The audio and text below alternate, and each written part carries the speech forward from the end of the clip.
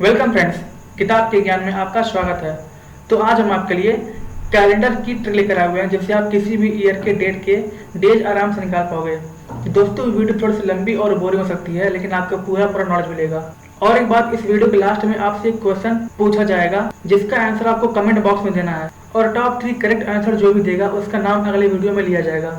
तो ट्रिक जानने से पहले हम कुछ थोड़े से कॉन्सेप्ट को समझेंगे।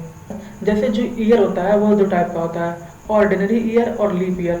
ठीक है, ईयर दो टाइप का होता है, जिसको हम बोलते हैं सामान्य वर्ष और अधिवर्ष। अब आपके सामने कोई ईयर दिया हुआ है और क्वेश्चन पूछे कि बताइए जो ईयर दिया हुआ है वो ऑर्डिनरी ईयर है या लीप ईयर है, तो आप कैसे पता करोगे? देखो, अगर जो ईयर है अगर वो 4 से या फिर 400 से डिवाइड नहीं हो रहा है तो वो आपका ऑर्डिनरी ईयर होगा। जैसे 1978, 1897, 1900। अब देखिए यहाँ पर 1978, 1897 ये दोनों आपका 4 से डिवाइड नहीं होगा। और हम बात करें 1900 का, तो ये 4 से डिवाइड होगा, लेकिन 400 से डिवाइड नहीं होगा। अब आप बोलोगे भाई भले 400 से डिवाइड नहीं हो रहा है, लेकिन 400 से डिवाइड हो रहा है ना, तब तो ये ऑर्डिनरी ईयर हुआ ना। नहीं, ये नहीं होगा। देखिए 1900 एक सेंचुरी ईयर है। सेंचुरी ईयर मतलब क्या? जो 100 का मल्टीपल हो, जैसे 1500, 1600, 1700, 1800, 1900, 2000। ये सब क्या है? ये सब 100 के मल्टीपल हैं। तो 100 के मल्टीपल मतलब सेंचुरी ईयर। तो जब भी आपको सेंचुरी ईयर दिया जाएगा तो उसको आप 400 से डिवाइड करोगे, ना कि 4 से। ठीक है, तो अगर ये आपका 400 से डिवाइड नहीं हो रहा है तो आपका ये ऑर्डिनरी ईयर होगा। अब हम बात करें लीप ईयर की, तो वो ईयर जो 4 से डिवाइड हो जाए या फिर 400 से डिवाइड हो जाए।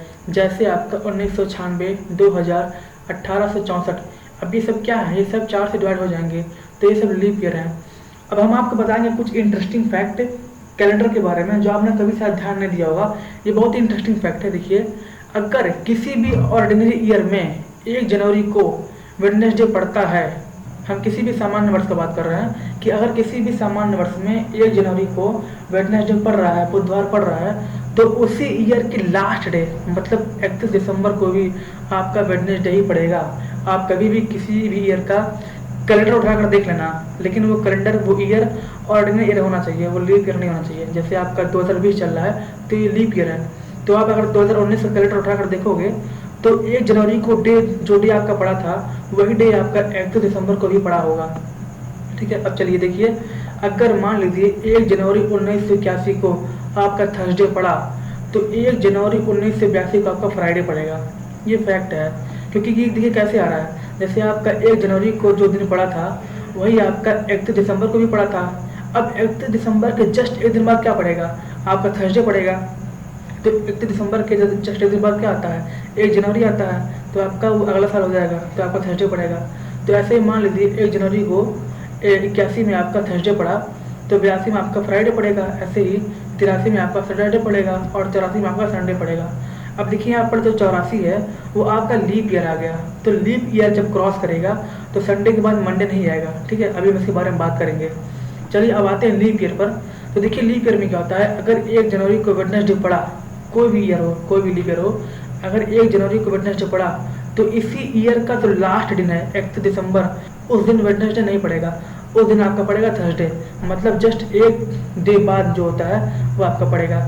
अब मान लीजिए 1 जनवरी 1984 को आपका यहाँ पर देखिए संडे पड़ा था, तो 1 जनवरी 1985 को आपका संडे के बाद मंडे ना पड़ के आपका ट्यूसडे पड़ेगा, मतलब एक दिन गैप कर देगा। ठीक है, चलिए देखिए यहाँ पर 1981 में आपका थर्सडे पड़ा था, 82 में फ्राइडे, 83 में सैटरडे, 84 में संडे। ये देखिए लगातार पड़ रहा है। ठीक है, थर्सडे, फ्राइडे, सैटरडे, संडे। अब 84 आ गया लीप ईयर।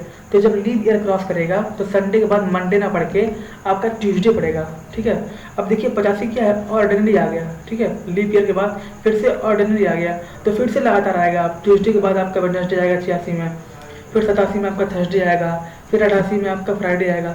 अब देखिए फिर से लीप ईयर आ गया। तो जब फिर से लीप ईयर क्रॉस करेगा तो फ्राइडे के बाद सैटरडे नहीं आएगा, अब संडे आएगा। अब आप अच्छे समझ के होंगे। अब हम आते हैं ट्रिक पर। तो देखिए ट्रिक के लिए आपको कुछ कोड्स याद रखना है। वो कोड्स देखिए इस तरह से हैं। आपका सेंचुरी ईयर कोड है 1700 का, कोड है आपका 4, 1800 का 2, 1900 का 0, 2000 का 6। ये सब आपकी कोड्स हैं। और हम बात करें वीक कोड का, तो सैटरडे का आपका 0, संडे का 1, मंडे का 2, ट्यूसडे का 3, वेडनेसडे का 4, थर्सडे का 5 और फ्राइडे का 6। ठीक है, ये सब आपके कुछ कोड्स हैं जो आपको याद रखना है। अब हम बात करें मंथ कोड का, तो जनवरी का 1, फरवरी का 4, मार्च का 4, अप्रैल का 0, मई का 2, जून का 5, जुलाई का 0, अगस्त का 3, सितंबर का 6, अक्टूबर का 1, नवंबर का 4, दिसंबर का 6। ठीक है, आपको ये सब कोड याद रखने हैं, ईयर कोड, मंथ कोड और वीक कोड।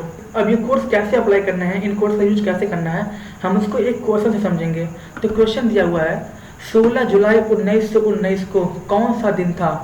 ठीक है, तो आपको इसको सॉल्व करने के लिए ये फॉर्मूला यूज करना है, day equals to date plus month code plus year plus leap year plus century year code divided by 7। ठीक है, आपको ये फॉर्मूला यूज करना है।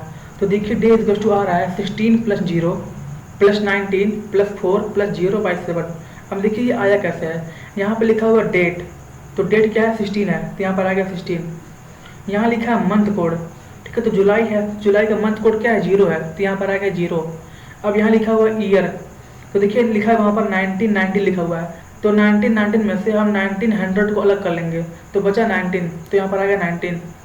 अब यहाँ पर आया लीप ईयर, तो लीप ईयर मतलब क्या, ये जो 19 ईयर है तो इस 19 ईयर में यहाँ पर कितना लीप ईयर आएगा, तो देखिए लीप ईयर जो होता है वो 4 साल में एक बार आता है, तो हम 19 को 4 से डिवाइड कर देंगे, तो 4 चौक 16, ठीक है, 4 बार में आएगा आपका, तो मतलब 19 साल में आपका 4 लीप ईयर आएगा, तो यहाँ पर हो गया 4। अब लास्ट में लिखा है सेंचुरी ईयर कोड, तो सेंचुरी ईयर क्या है, सेंचुरी ईयर है आपका 1900, तो 1900 का कोड क्या है 0 है, तो यहाँ पर हो गया 0 और टोटल डिवाइडेड बाई 7 हो गया। ठीक, अब हम सबको काउंट करेंगे तो 16 4 20, 19 39 हो गया, तो 39/7। अब हम इसको डिवाइड करेंगे तो हमारा जो रिमाइंडर होगा हमको वो लेना है, तो हम जब डिवाइड करेंगे इसको तो 7 5 35, तो ये तो 5 मतलब 35 हो गया, बचा रिमाइंडर 4, तो जो 4 होगा वही हमारा ऑड होगा, और ये जो 4 है यही बताएगा आपका वीक कोड। देखिए finally the odd days are the week code. अब 4 मतलब क्या है, आपको देखिए 4 मतलब आपका है वेडनेसडे, तो इसका मतलब 16 जुलाई 1919 को आपका वेडनेसडे पड़ेगा। आज का क्वेश्चन है 15 अगस्त 1947 को कौन सा दिन था। आपको इसका आंसर कमेंट बॉक्स में देना है, जो भी टॉप 3 कमेंटर्स होंगे उनका नाम अगले वीडियो में लिया जाएगा। तो आज के लिए बस इतना ही। अगर आपको हमारे वीडियो पसंद आया हो तो प्लीज़ वीडियो को लाइक करिएगा, शेयर करिएगा, कोई भी दिक्कत हो तो कमेंट बॉक्स में जरूर कमेंट करिए, और प्लीज़ चैनल को सब्सक्राइब जरूर करिएगा, क्योंकि इससे हमें मोटिवेशन मिलता है अगले वीडियोज़ को बनाने के लिए। तो मिलते हैं अगले वीडियो में कुछ ऐसे टॉपिक के साथ, कुछ ऐसे ट्रिक के साथ, तब तक के लिए धन्यवाद।